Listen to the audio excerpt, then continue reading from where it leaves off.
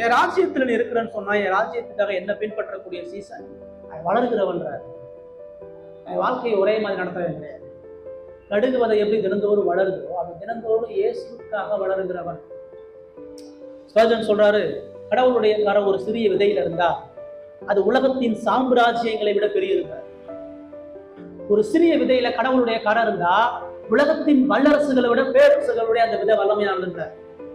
உங்களுடைய கிறிஸ்துவ வாழ்க்கை தான்.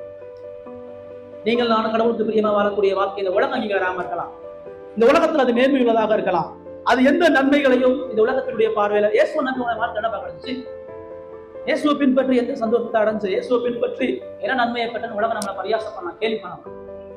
ஆனா ஏன் சொல்றாரு, இழக்கக்கூடிய ஒவ்வொரு இழப்பும், படக்கூடிய ஒவ்வொரு பிரயாசமும், போராடக்கூடிய ஒவ்வொரு போராட்டமும் வளரக்கூடிய அந்த வளர்ச்சியின் அடிப்படையில இருக்குது. வளர்றவன் தான் வளர்ந்து கொடுக்கிறவனா இருப்பான். அப்ப என் ராஜ்யத்தின் புத்திரனா நீ வெறுமனே என் உபதேசத்தை கேட்டு போறதில்லை. ஏன்னா இந்த கூட்டம் வந்து கேட்டு போற கூட்டம், இந்த கூட்டம் வெறுமையிலே நன்மையை பெற்று போற கூட்டம், இந்த கூட்டம் வெறுமையை ஆசீர்வாதம் பெற்று போறக்கூடிய கூட்டம், இது இயேசுவோட சேர்ந்து வளரக்கூடிய கூட்டமா இல்ல. பேதுருவை போல யோவானை போல படகையும் வேலையையும் தகப்பனையும் உரிமைகளையும் விட்டு வரக்கூடிய கூட்டமா இல்ல.